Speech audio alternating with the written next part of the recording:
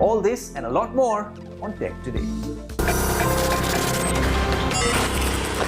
You know, a lot of you all write into me, and a lot of my friends ask me this question as well, saying, which smartwatch should I buy? And I don't always have an answer because it really depends on your needs. It's very subjective. Do you want an extension of your iPhone? Well, then there's only one answer. It has to be an Apple Watch. Decide which one is affordable and which one works for you with its features. Similarly, Samsung has a proposition as well. But what if you want to dissociate yourself from an ecosystem? You don't really care about cellular functionality and stuff like that, and you just want one rugged companion which lasts more than a fortnight on a single charge. Add to that maybe solar charging, and you have the Garmin Fenix 7 Solar, a watch which is here exclusively on Tech Today. And frankly, I'll tell you one line on this watch that sums it all up. It's the Swiss Army of fitness smartwatches.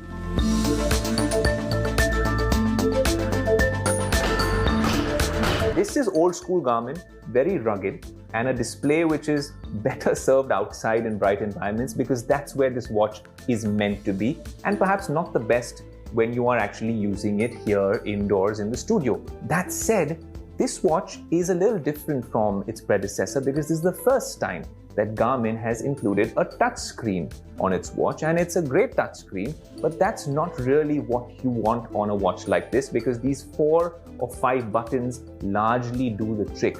In fact, whenever you start a workout on this watch, the touch on the watch gets disabled because imagine if you're out there kayaking or hiking or trekking somewhere in the mountains, you don't want your gloves or some random button touching this and then interfering with your metrics.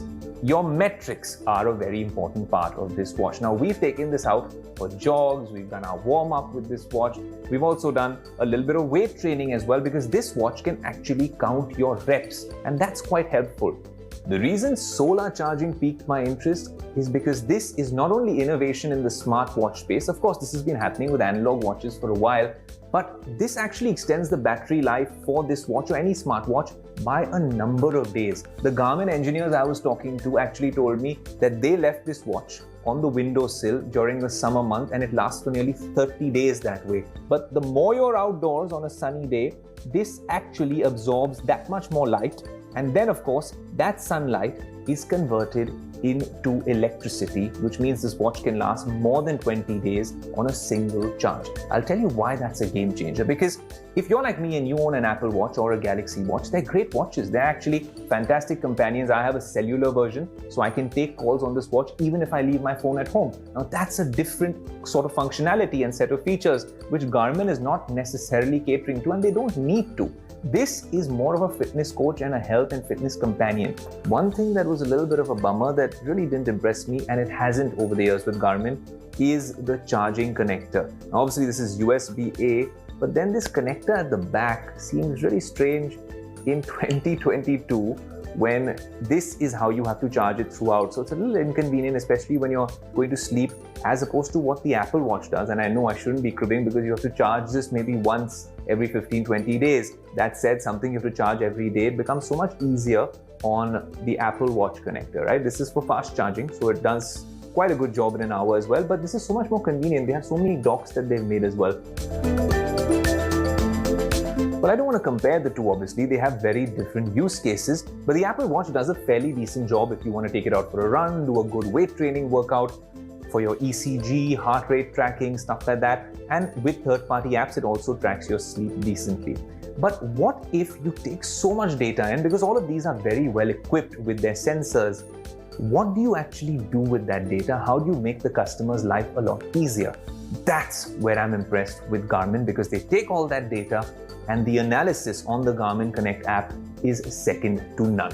A good way to analyze that is body battery. Now, what is body battery on this watch? If you open the Garmin Connect app, then you'll actually get a great analysis of what body battery does on Garmin watches. So let's just put this in perspective.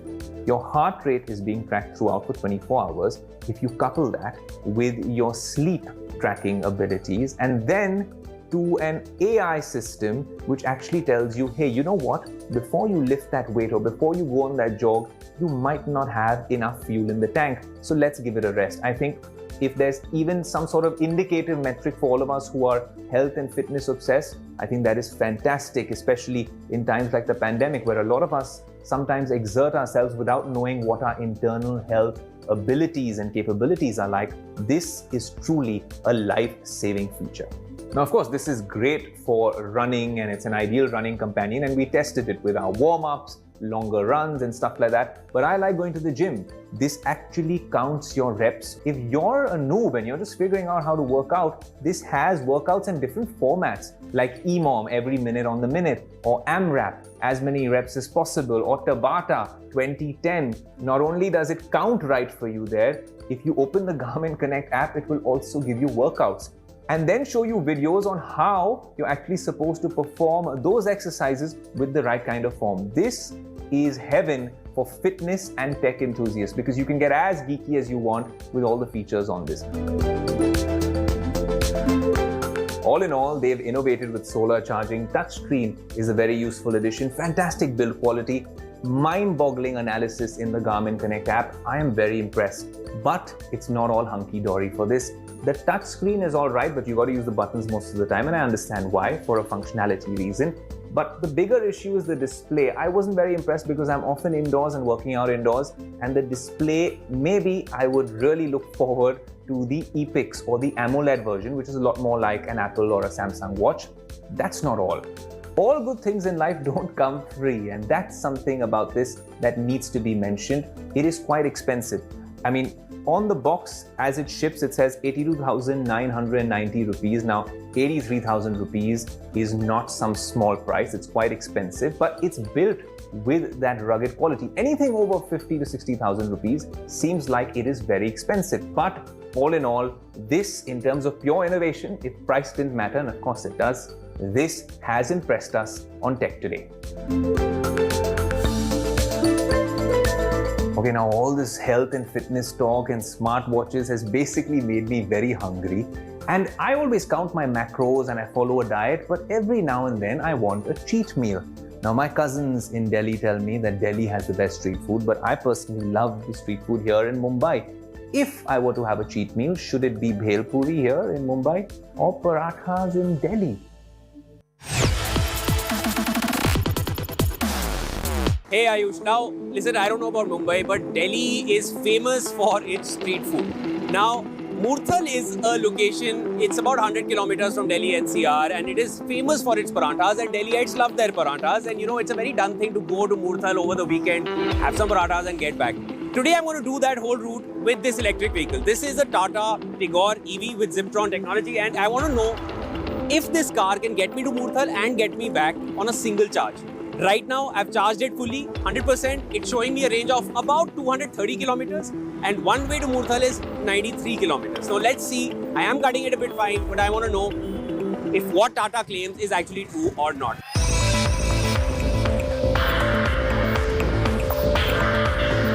So we're currently done with about 10% of battery. That's what we've exhausted so far. And the car is showing us a range of about 209 kilometers. We've traveled about 23.2 kilometers and the range has come down by approximately 21 kilometers. So we're pretty much at par with what the car is claiming. We're on the highway right now and the speed limit here for cars is 100 kilometers per hour, but we are currently at 63 kilometers per hour. That's the speed I'm maintaining. So they claim that the car can be charged from 0 to 80% in 65 minutes. So there is a Tata Power Easy app on which you can find a lot of these charging stations around your location. I went to 2 charging locations which were not functional, which were there on the app. That was the first issue I faced. Finally, I found another charging station in a petrol pump. We went and we started charging the car. Now, from 0 to 80% claim is 65 minutes. But we were at about 32-33% battery and I had to charge it to 100%. Initially, the estimated time was 54 minutes, but in an actual scenario, we took about 1 hour 30 minutes to get to 100%. So as I just told you, we charged our car from 33% to 100%. So essentially what we filled into the car was about 16.786 kilowatt hours of power. That cost us about 302 rupees and there was about 55-56 rupees of tax on top of that. So if you do the maths, that's approximately 18 rupees per unit of battery power, tax separate. yes, you get a power charging cord along with the vehicle, but that doesn't mean that you can just go and plug it anywhere in any 15 ampere power socket and it will start charging the car. No, it's not that simple. If there is no earthing in that socket, the car will not take any charge. So we've been seeing cars overtake us every few seconds ever since we've been on the highway. The reason is not that they are going fast, it's because I'm going slow. The reason for that is I'm trying to get the maximum out of the battery, the range that this battery is going to offer us. So I'm doing three things for that. Number one, I'm retaining the speed at about 50 to 60 kilometers an hour. Secondly, I have kept the air conditioning on auto mode at 24 degrees Celsius. I'm not touching the fan speed and I'm not touching the temperature after that. And thirdly, I am not throttling the car.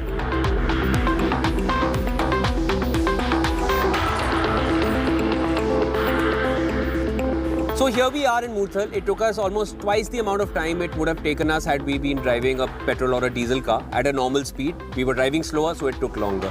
But the electric experience has been fairly smooth. There is a lot of tech in the car which I want to focus on before we head back towards Delhi. So this is the screen behind the steering wheel, which pretty much gives you all the information that you need while you're driving. Currently we're in neutral, so you see the N over here. That's the driving speed. At the center, since we're parked, it's 0. And on the bottom right, I need you to notice what you see, 106, and then you see watt hour by kilometer. This is essentially telling you how much energy the car is using per kilometer traveled.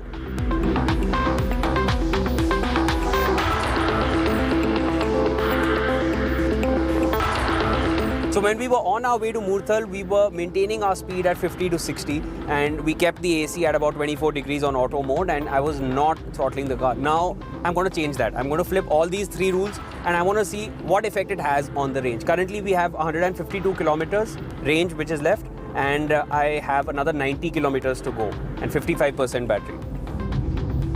Okay, so we're going to change the speed now. Currently we have 147 kilometers of range left. Now we increase the speed. We'll cross 80 and the car is going to give us a beep. There you go. Our plan was to do UP, Delhi, Haryana, Delhi, UP in a single charge. At 100% we found the range to be somewhere between 238 kilometers, but we did this entire route with 42 kilometers to spare. So I am impressed with that. At about 13.5 lakhs, which is its on-road price, I think it's a good car to start with for your electric experience. But I have to tell you this is not a car which is meant for the highway. It is good for the city where your speed is limited to 50 and 70 and you're constantly braking. But when you are on the highway, when you can drive at about 100 or 120, it is very difficult to drive at 55 because you want to maintain your range and you don't want to run out of battery on the middle of the highway. So stick to the city. You can go electric with the Tata Tigor. India's most affordable EV across 3 states. Solar charging smartwatches. I told you, if you blink, you shall miss it. But I'll give you some time to gather your forces, gather your supplies, get some refreshments, because we'll be back with an action-packed show after this commercial break.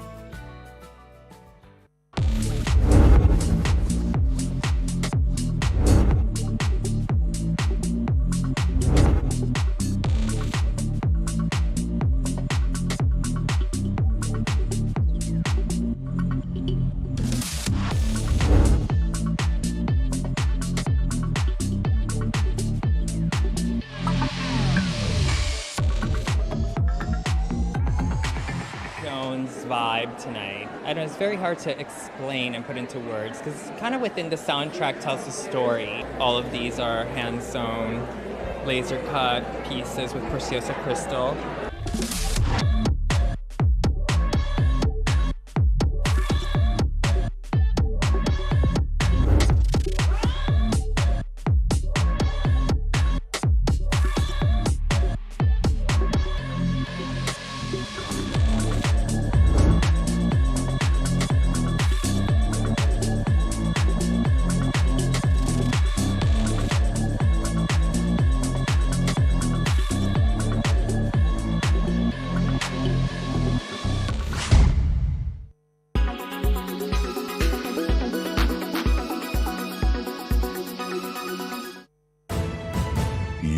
are watching India Today. You are... Welcome back to Tech Today, guys. I'm your host Ayush Elavadi, and we always promise you exclusive unboxings and reviews. And one such first look and a mini review that we want to get you after 10 episodes of Tech Today have been completed is the first such Realme product on the show, the Realme 9 Pro Plus. It's here, so let's unbox it.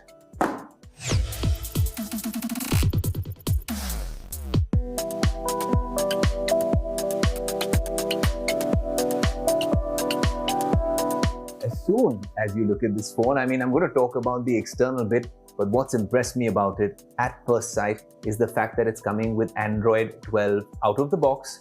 But there's a catch. There's a lot of stuff that comes with the phone, and that sort of is a bummer, especially when I'm a fan of stock Android, or if you're using iOS, you're not used to so many apps out there. The good news though, it's not like a Samsung phone where you have apps which you cannot delete. So if you don't like the bloatware or all the unnecessary apps that it's come with, just go like that, click on this app and hit uninstall, and just like that, a snappy Android phone. How is it snappy? That's because of the processor. Alright, this comes with the MediaTek Dimensity 920 5G processor, which we're seeing on a lot of phones in this mid-range nowadays, and it's quite snappy and it does the job, which also means it might be decent for gaming and for imaging, and there's a lot of things when it comes to imaging on this phone. But it also comes with dual stereo speakers, Dolby Atmos, and frankly, we were quite impressed with the sound on the phone. Let's talk about the camera, because that is something that makes this phone kind of interesting at this price point in the mid-range. The phone comes with a 50 megapixel primary camera, 119 degree super wide camera, a 4 centimeter macro camera if you're into macro shots, and of course it comes with OIS plus EIS. Another feature on this phone, and a lot of these types of phones that I really like, is the fact that it comes with a dual camera mode. So when I actually click on that mode, this dual view mode is not a gimmick. It's quite an interesting feature, and a lot of Chinese manufacturers are now introducing this in their phones. You can also zoom in to the subject if you want, and you can come back out. So it's quite a cool thing for vlogging, and I hope that iPhones finally introduce this as a standard feature on their camera. Also, when you're holding it, it's really light, and I think that's good because I'm quite used to these Pro Max like phones which are very, very heavy, and sometimes as a secondary phone when I'm using an Android device, I can't always use a Galaxy Fold or one of the bigger, clunkier phones. I prefer these lighter ones. I've been using the Samsung S21 FE, and very soon I'm sure there's going to be a new iteration to that which I'm going to enjoy. But these phones at around 180-82 grams, well, they seem about right to hold and to use as a secondary device as well. Not only is this phone really light, it's also quite slim. And the only concern is that it's got this glossy glass back. And I've had some of these phones in the past, even the OnePlus phones which used to have these, and sometimes they cannot escape a fall. And I think that might be concerning, but for now it looks sturdy. The good thing about Chinese manufacturers is that, well, they give you these covers out of the box. And I know it's a small thing, but as soon as you get a phone and you spend some money on it, this is very reassuring to have these covers until you invest in a bigger one or a heavier one. It also comes with the scratch guard that's already installed by the company when it comes out of the box in the retail box. And this, of course, comes with the charger and the adapter. And this is no ordinary one. Of course, this is what Realme calls Super Dart charging. What that essentially means, this comes with Super Dart 60 watts and Dart 30 watts, of course. That's standard charging. But what the company is saying is 0 to 100% charging in 44 minutes. And that's decent for a phone at this price range. If they're giving you reverse charging because of this glass back, that is also a feature that I'm very interested in. But there are small knickknacks and small things that they've done in terms of innovation, which is why perhaps Realme is really taking long strides and capturing a big pie out of the Indian smartphone market. For one, this is not just an in-display fingerprint scanner. This, my friends, is also, and I know Samsung did this a while ago and then they junked the idea, but I find it fascinating. This is also a heart rate sensor. I'll tell you how it works. You actually click on the heart rate measurement tool, and then you have to gently place your finger on the fingerprint sensor. And what I'm going to do at the same time is we have, of course, the Garmin watch over here. So what we should do is let's check what my heart rate is here, and it's quite high at this point. And I press this button for 10 seconds and get your heart rate. And there you go. both devices are giving us nearly the same heart rate measurement. So I think this is ingenious because this is almost the same technology of the sensors which is on your smartwatches or your fitness trackers under 4,000-5,000 rupees as well. So why can't we do it this way as well and make one device the holistic health and fitness device for you? Maybe if you don't own a smartwatch. Now, so this vibrant 90 Hz, 6.4-inch AMOLED display, it comes with 5G, but these are all small things that are happening in the segment anyways. Where's the innovation that comes in? One was that heart rate sensor. Full marks to you, Realme, for that. And the second thing, that a phone at this price point in the sub 25,000 rupee category, hopefully, comes with Android 12 out of the box. That is a game changer for me. I'll tell you small things that really work for it. Now, all Android 12 phones have to match the theme in terms of icons with the particular wallpaper or theme that you select. What I mean by that is if you actually click on this phone, go on the wallpaper and select maybe a blue colored wallpaper like this one. Then you apply it, and you apply it to obviously the home and lock screens. And based on Android 12 and Google's new Material U design language, everything on this phone will take a similar color scheme. If I change this to a green, I could choose from a green color palette. I mean, we do it on our sets all the time. If you can do it on your phone, it'll liven things up and keep them lively for a longer time. So full marks again to Realme for that. Now, to become the #2 smartphone brand in India in a matter of years, a couple of years, such a cluttered market at that too, they have to have done something right, and all of us at Tech Today have been very curious about Realme, and I've just been trying to analyze the business case of this phone and Realme and the other product lineup, and how have they done this? This has been in the past couple of years during a pandemic. This has obviously been amidst a chip shortage. They've managed production, their partnerships, software, largely with Android 12 now, and of course with their hardware as well, giving you some sort of innovation at every price point. And I think that's what Realme's done right. And we at Tech Today will be watching very, very keenly with bated breath at what Realme does next. Headphones, wireless speakers, AirPods, truly wireless earbuds, this whole segment is getting really confusing, and brands seem to be missing the bus, just calling it innovation. Have a look. Hello and welcome to the wonderful world of working from home. Or not. At least for the last 2 years, most of us have been working from home, and work, and in some cases also our personal life, has moved away from phones and in-person to Zoom calls, Google Meet calls, Teams calls, WebEx calls, even WhatsApp video calls and FaceTime. We've seen people more on our screens and heard them on our headphones than we've seen them face to face. While all of this is absolutely excellent for introverts, well, you don't have to socialize unless you really want to, it's such a pain in the ear. Headphones have become our best friends over this time.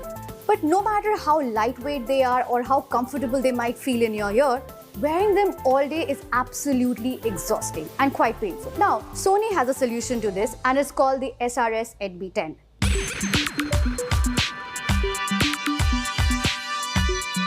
Sony's SRS NB10 is a neckband speaker, and it does exactly what the name suggests. It's a speaker that hangs around your neck. Now, this has been designed specifically to be used at home or smaller office places, and it's meant for those conference calls. The SRS NB10 comes with a mic mute button, volume rockers, and another button to pause and play whatever you're listening to. The company promises 20 hours of playback on a single charge, like a full charge, and it also has some fast charging tech in it, so with 10 minutes of charge, you can use the speaker for 1 hour. The Sony SRS NB10 is IPX4 rated for water resistance, which means that it can withstand splashes. We do not recommend you wear it out in the rain or to the gym. It's just not going to work. The Sony NB10 features precise voice pickup technology, which comprises of 2 high-quality directional mics along with an advanced audio signal processing. In very simple words, the Sony SRS NB10 is a lightweight Bluetooth speaker that you can keep on yourself hands-free. You can use it for calls, you can use it to listen to music, you can also connect it to your TV with Bluetooth to listen to whatever you're watching on that without disturbing other people. It's not very loud, but it's loud enough for the person wearing it. And that is the point. I'm getting a call. Wait. Tech producer, WhatsApp audio. Hey Ashish, what's up? All fine. How are you? I'm great, Ashish, but I will really have to call you back. I'm in the middle of a shoot, okay? I'll call you back. As you just saw, though the speaker has been built for office calls and conference calls, it doesn't make too much of sense, especially if the calls are meant to contain sensitive information. The speaker is loud enough for anybody around you to be able to hear both sides of the conversation. If you're okay with it, sure, this will work for you. But not if you want any privacy. We've been using the Sony SRS NB10 for a bit, and there are certain use cases that I do see for it. For example, when it comes to listening to music or watching TV. I can listen to music without having to use my HomePods or any other bigger speaker I have at home and without raising the volume on my TV too much. A neckband speaker like this essentially keeps the volume right over here and it reaches just your ears without disturbing too many people around you. And now that we're spending so much of time at home around everybody else who's there, something like this actually makes sense. But that's only one situation. If you really want to bring it down to the deciding factor, the Sony SRS NB10 only makes sense because it gives your ear that well-deserved break from headphones and earphones and earbuds, which we are so tired of by now. It also allows me a little me time to listen to music or watch TV without really disturbing others. But then, is that really the point? Because when you're watching TV or listening to music, you want the volumes to be high enough for it to entirely surround you. Well, I'm going to go give Ayush a call. He really wanted to know about these speakers, but guess what? I'm not going to be using these. See, I told you it's going to be an action-packed show, and if you've liked the show or something about the show that you haven't liked as well, then you must write into us on our social media handles. You can even reach out to me, drop me a direct message and ask all your tech queries and maybe get featured on our next episode. Until next week, adios.